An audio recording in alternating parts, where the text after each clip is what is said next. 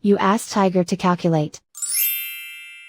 This deals with finding the midpoint between 2 points. The midpoint between the 2 points is -37.5, -0.5. Let's solve it step by step. Plot the 2 points and calculate the midpoint using the formula.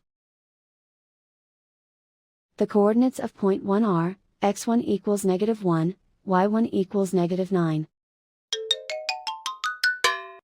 The coordinates of point 2 are, x2 equals -74, y2 equals 8.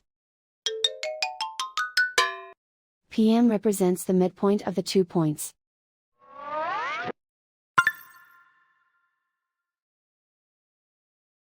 Use the x values in the midpoint formula to find the midpoints x. x1 equals -1. x2 equals -74. Simplify the arithmetic.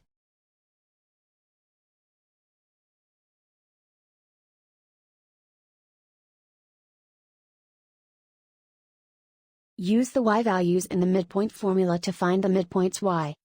y1 equals -9.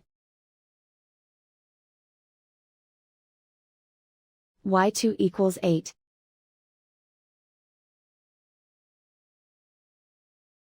Simplify the arithmetic.